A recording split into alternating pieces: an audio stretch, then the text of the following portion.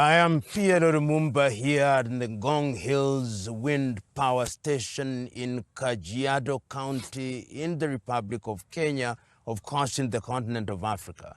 And we continue discussing this continent, and when we talk about the continent, we must remember that the continent has another region that we never focus on as we should, the sixth region, recognized now by the African Union, that is Africans in the diaspora. And Africans may be found in different, and indeed are found in different parts of the world. But let us target North America. And when we talk North America, we focus specifically on the United States of America and to a limited extent Canada. And the history is one that is known. It is known that the transatlantic trade saw millions of Africans being transported largely from the coast of West Africa and deposited in the United States of America to work in the firms. Over the years, the populations of persons of African descent has increased and are in the hundreds of millions, if you may. And it is also important at the very outset to categorize Africans in the diaspora. They are persons of African descent who are descendants of those Africans who were enslaved. And in the 1960s, moving forward, there was another category of Africans who left the continent willingly for economic reasons and because of conflict and settled in the United States of America, as some would say, economic migrants. This does not take away those who, as I've already indicated, left because of conflict.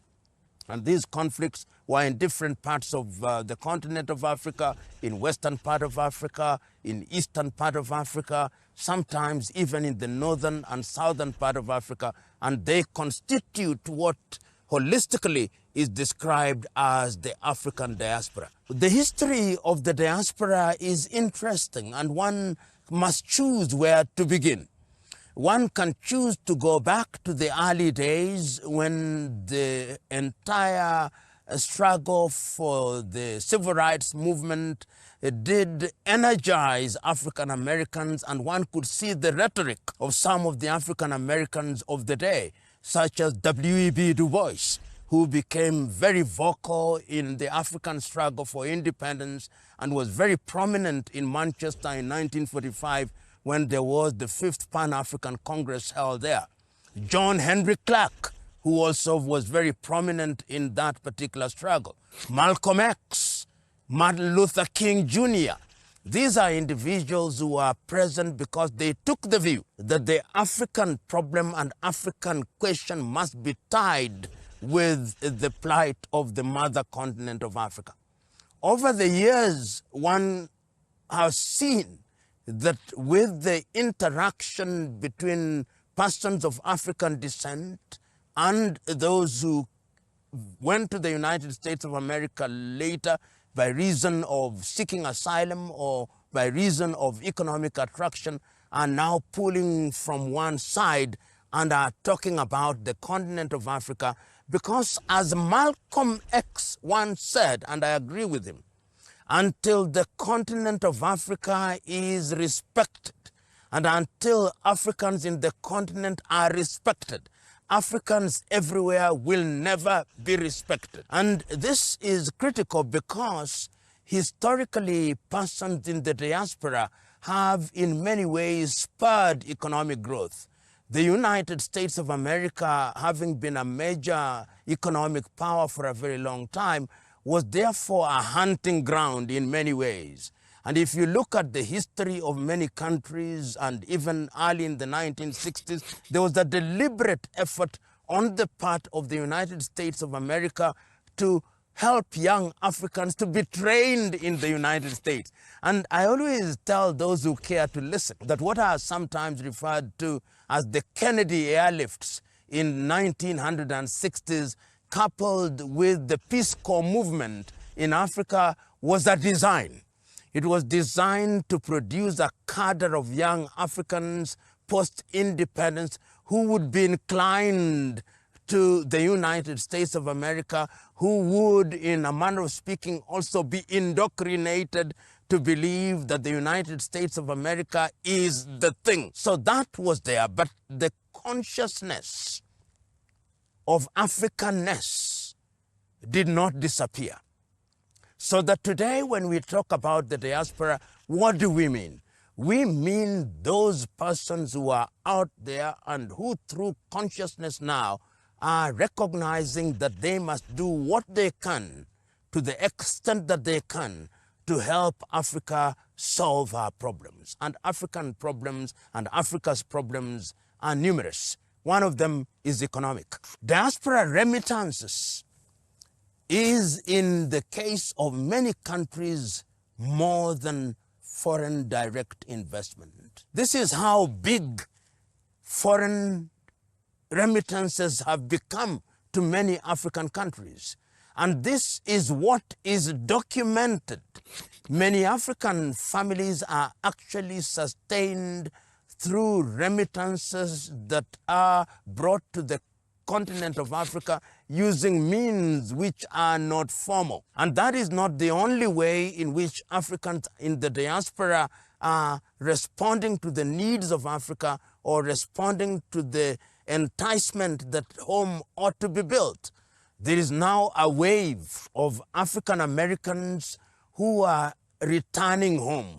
And they are returning home. Not so long ago, the former president of Ghana, Nana Dankwa-Addo Akufo-Addo, actually declared a whole year as the year of return, so that persons who lived in the United States of America and who are inclined and touched that they are part of the continent and that slavery was an aberration were given an opportunity to go back to Ghana. Nigeria has not made such a pronouncement, but we have seen in Burkina Faso, in Benin, in Togo, in the Gambia, there is a deliberate attempt to attract persons of African descent into the continent of Africa. And it's not just for romantic reasons that our DNA has placed us in Zanzibar, or placed us in Chad, or Ghana, or Zimbabwe. It is beyond that. It is the recognition that indeed, if you look at the income that is generated within the black community in the United States of America, it is perhaps larger than the GDP of the entire sub-Saharan Africa combined. If those monies were to be directed in a deliberate way in the continent of Africa, then the role of the diaspora would be monumental. The foreign direct investment that we are talking about would be given such a steroid push that Africa would be amazed. And the beauty is that is happening. It is now happening particularly when a number of African countries introduced this dual citizenship. There was a time when if you wanted to acquire the nationality of the United States of America, or you wanted to acquire the nationality of Canada, you had to renounce your African citizenship. And many people lost their citizenship in that regard. And in a manner of speaking, even the umbilical cord between them and their mother countries was lost. This has now been repaired with the new wave of constitutions that have recognized that you need your men and women in the diaspora. And I see the diaspora now active in a number of areas, and I say this because I personally am involved in many of these areas. I see them doing fertilizer factories in Ethiopia. I see them engaged in agriculture in Ghana. I see them engaged in the electronic vehicle manufacturing in Uganda. I see them involved in the education sector in terms of building schools in places such as Malawi. I see them in all these sectors And the beauty is that they are bringing in this money, and they are not simply coming to invest and make money, but they want to change lives. I see quite a number of individuals now going into countries such as Burkina Faso. I know initiatives such as the Return to Eden, which is based in Kenya. I see initiatives such as the African Diaspora, which is active in Ghana and active in Burkina Faso. And all these is sending a clear message that perhaps part of the revival of Africa, that revival is economic, that revival is political, that revival is spiritual, that revival is total. And the diaspora is beginning to make the necessary push by saying we want to be involved. And it is not lost on me now that quite a number of African countries during elections are also giving people in the diaspora the opportunity to vote so that they make decisions in their own countries. A number of countries have now even redefined their ministries of foreign affairs, and they are saying Ministry of Diaspora and Foreign Affairs. This is how significant the African diaspora, particularly in North America, has become. And the reason is not far to seek. North America was for a long time the receptacle of many who left the continent, and historically it was the receptacle of our kith and kin who were enslaved. And during this awakening, their consciousness is telling them, go back home. I conclude this with the Kiswahili saying, mwenda omo na tezi marejeo ni ngamani. Omo and tezi are parts of a ship, that when you go to one extreme of a ship, you end up in the middle. So Africans in the diaspora went left, went right, they are now coming back home, and the diaspora is one of the engines that is going to push the continent of Africa into the orbit of regeneration. Whenever one talks about Africa in the diaspora, there are those doubting Thomases, if you may, naysayers, if you may, who say, but my ancestors left many years ago. To such, I would tell them, watch Alex Haley's Roots and observe the character Kunta Kinte. The past must never ever be forgotten. You may have left, the umbilical cord between you and your mother is cut upon birth, but your mother remains your mother. Africa is the mother continent, the cradle of civilization. And as Malcolm X reminded my kith and kin in the United States of America, respect for Africans in the diaspora is tied like Siamese twins with the mother continent. So care because you have a duty to care. Care because you have an obligation to care. Care because the mother continent can never be forgotten. Ladies and gentlemen, we must break because we have to reflect on the things that we are talking about regarding the continent of Africa. So we take a break, but we will see you next time. Thank you.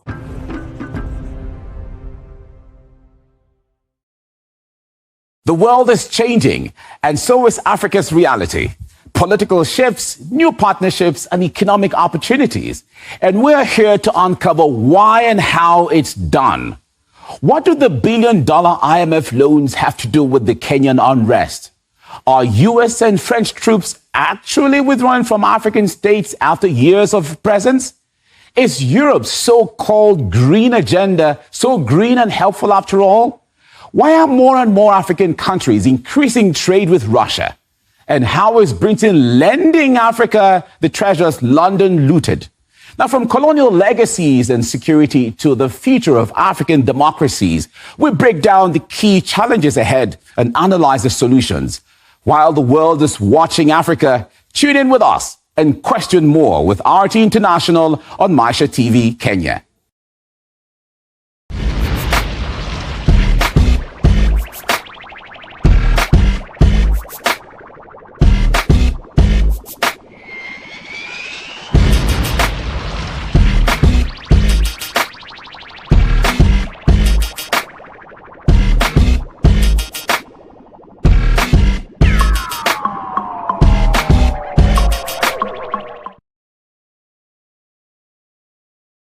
problem number one is leadership in Africa. What can we do for Africa?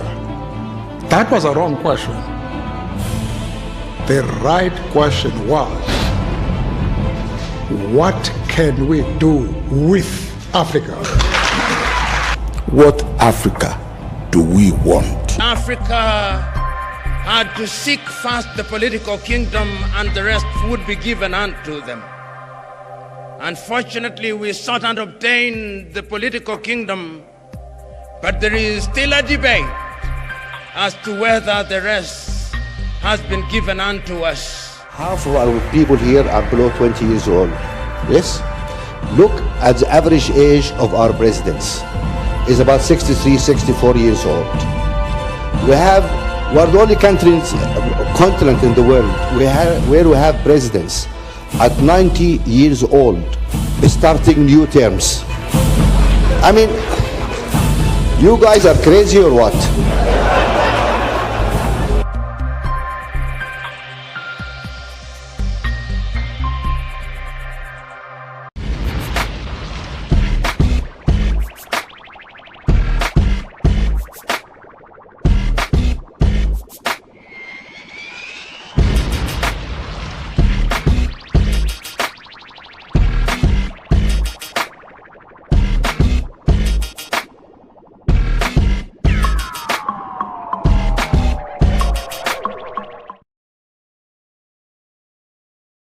Ladies and gentlemen, this is Mushabi Jr. on your screen, bringing to you a program called Maisha Talk. This is where we build your capacity to achieve your dreams and visions. One thing I've learned in life is nobody can ever tell you that you can never be anything or achieve anything in this world. Shut them down. You can achieve anything in this world. And in this program, that is what we are talking about: principles, attitudes, belief systems, where you are going to gain a lot. You're better off than anybody who's not going to watch this program. This is going to change your life. It's big, it's fun, it's educating, it's entertaining. Right here on Maisha Television, where you choose it, you watch it, and you definitely love it. This keeps me going on those days when I feel like giving up. Fire.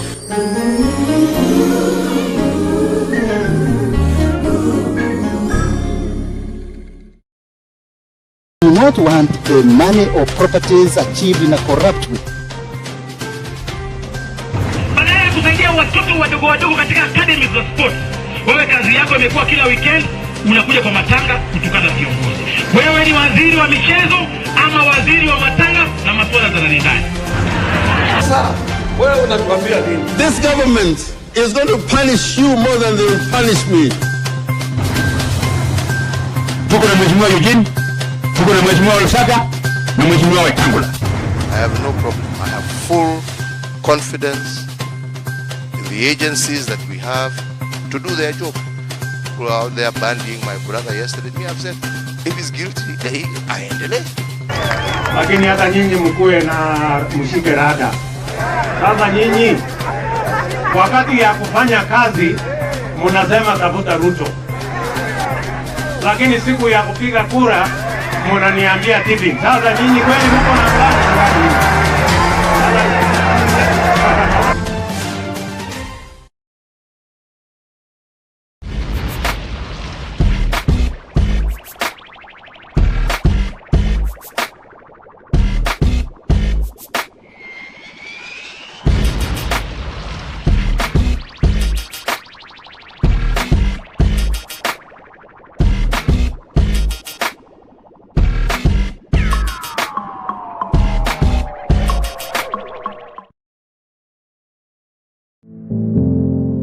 We invite you to like Maisha TV Kenya on all our online media platforms. Facebook at Maisha TV Kenya, Twitter at Maisha TV Kenya, Instagram at Maisha TV Kenya. Maisha TV now invites you to send your feedback or complain because we listen to you. You can now reach us on all our media platforms on Maisha TV Just send your messages to our social media platforms, call or text us on 0746 999 841 or send us an email to info@maishatv.co.ke. We care. We shall respond to your feedback or complaints within 14 days. Also, keep a copy of messages sent to us. We listen to you because you listen and you watch us. Maisha TV. Choose it, watch it, and love it.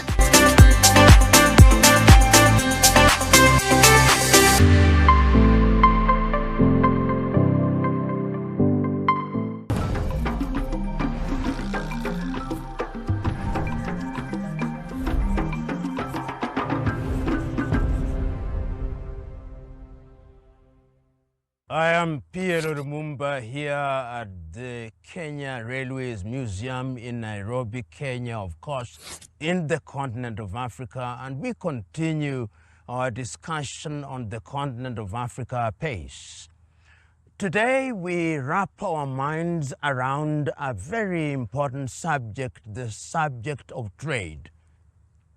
And in order to understand and appreciate trade in the continent of Africa, we must be very definite that we are talking about post-colonial Africa.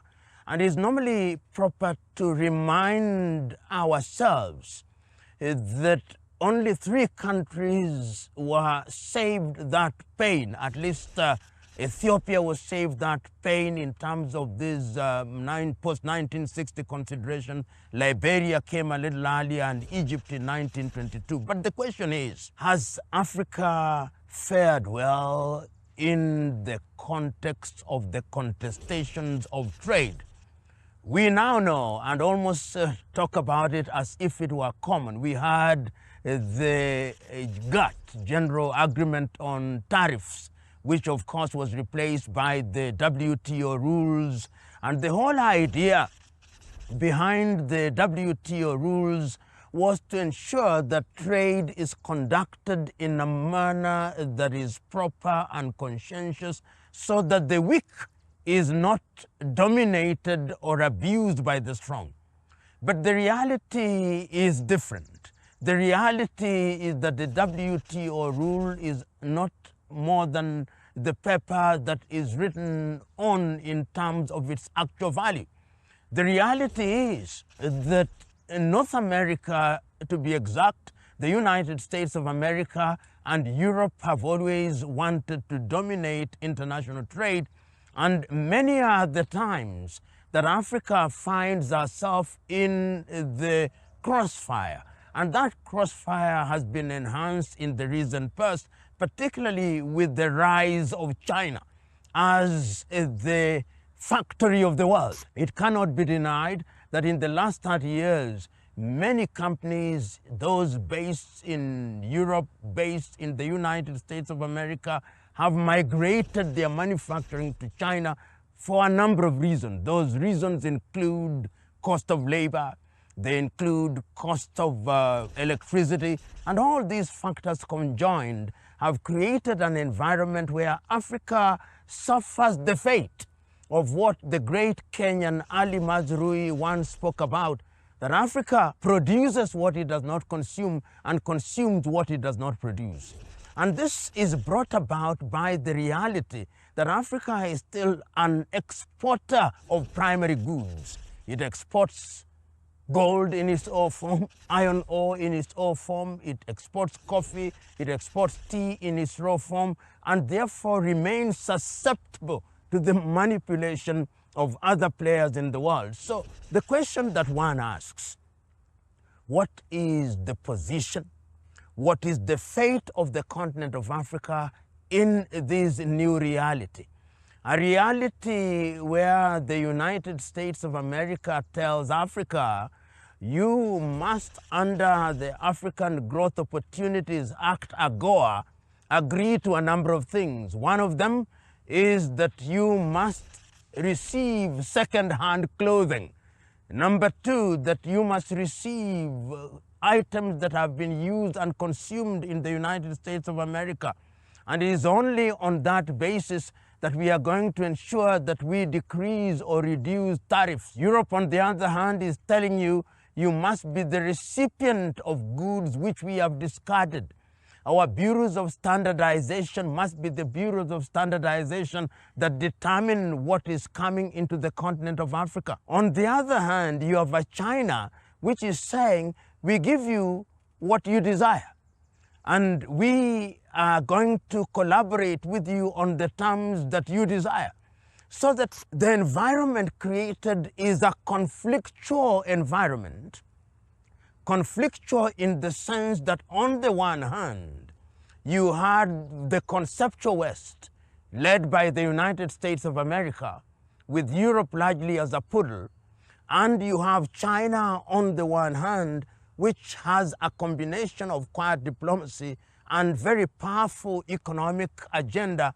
And then in that same space, you have the emergence of the BRICS. And all these are coming at a time when African countries are weak. But that is not to say, even as we talk about Africa's weakness and Africa's victimhood in the crossfire, that Africa has never realized this. Many of us will remember that as early as 1980, under the Lagos Plan of Action, African countries met and agreed that we are going to enhance and improve intra-African trade as a bulwark against being dictated to by Europe, America, or Asia, or India, or whichever the players are. But the Lagos Plan of Action was almost dead on arrival. We have also had initiatives such as the Lomé Convention. We have had initiatives such as the Cotonou Agreement. And unfortunately, all these agreements by African initiatives have not helped to strengthen the continent of Africa. We have arrangements within the regional communities such as SADC, ECOWAS, East African Community, Central Africa, in the Maghreb, but it would be remiss on my part if I did not say that these regional initiatives and continental initiatives notwithstanding, African countries are still manipulated at a bilateral level, which then begs the question, facing as she does the barrels of Western Europe, the barrels of China on the one hand, what is the fate and position of Africa, remembering also that most African transactions are terminated in the dollar, so that if one wants to move money from Accra in Ghana, the agent bank will ordinarily be in the United States of America, and the mode of transferring that money will be SWIFT or IBAN. The net effect, therefore, is this, that we have a continent which continues to be exploited by both sides. Of course, one side is exploiting you, stabbing you while they are grinning, and another one is stabbing you when they are laughing. But at the end of the process, you are stabbed and you are dying and bleeding nevertheless. That is the fate of the continent of Africa. And even when new initiatives come to the fore as an attempt to have a pushback on the parasitic ways of Western Europe, even in those initiatives, Africa still remains weak. Let us look at BRICS. Good on paper. Necessary, if you ask me. But what is the position and the status of Africa represented as she is, by South Africa? A number of countries have since joined. But look at the economies of Africa that we are talking about. If you look at the economies of the major African countries and use the GDP as an index, Nigeria, give or take, 500 billion United States dollars. South Africa, give or take, another $400 billion. Egypt, give or take, $500 billion. And if you look at those economies, they are so small that they are incapable of withstanding the pressures that are being mounted because, once again, of a number of reasons. The cost of energy in Africa so that you cannot, or one cannot, talk about meaningful manufacturing in the continent of Africa. Number two, the ability to move goods. With the number of conflicts going on in Africa now, haulage of goods from one place to the other is almost becoming impossible. If you look at the disruptions that are taking place in the Sahel, the disruptions that are taking place in Northern Africa, it makes it difficult to move goods. The other thing is tariff and non-tariff barriers. And these non-tariff barriers, both tariff and non-tariff barriers, are sometimes imposed by external powers. Because, believe it or not, many African countries are still manipulated under organizations such as La Francophonie, where France continues to dominate the trade agenda in her former colonies.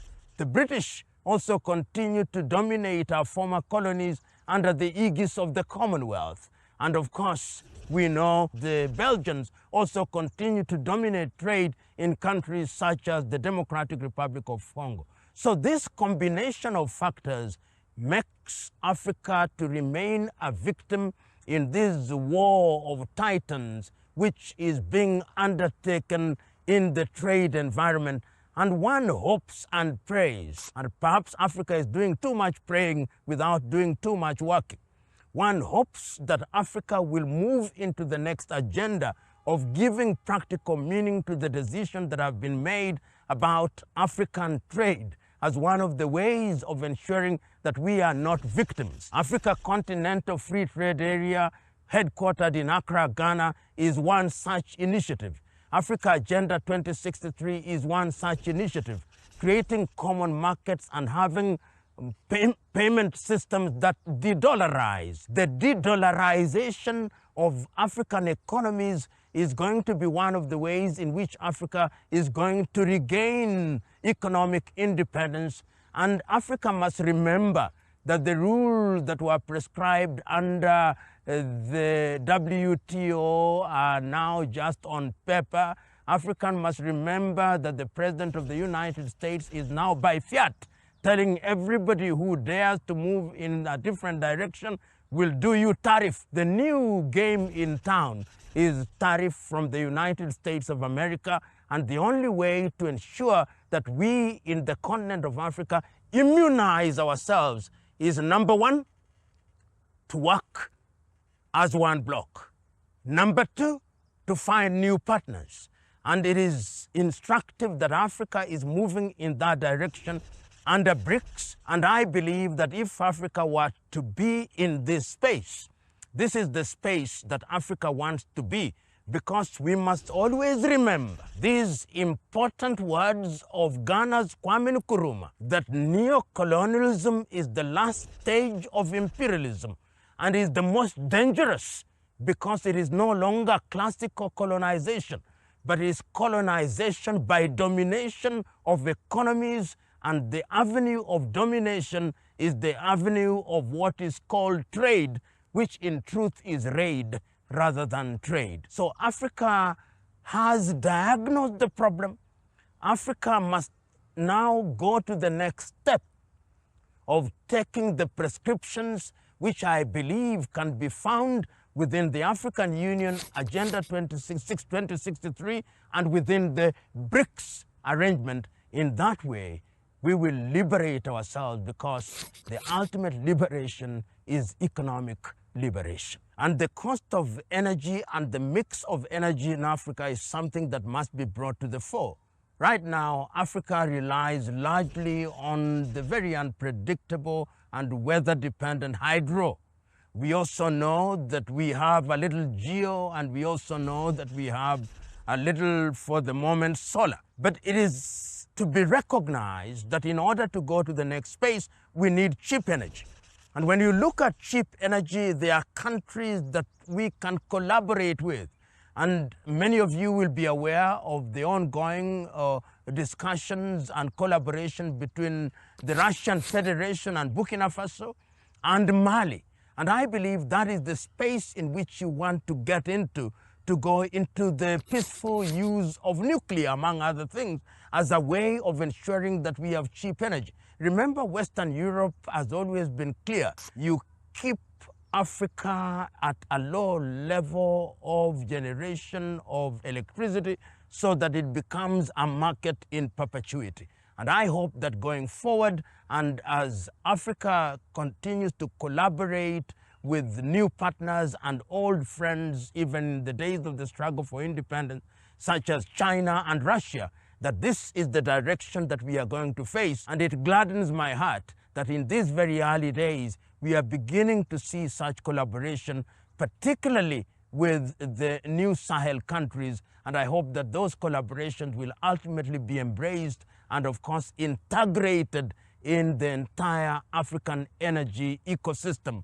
And in that way, we will then make the claim that we want to industrialize. Industrialization without cheap energy is a pie in the sky.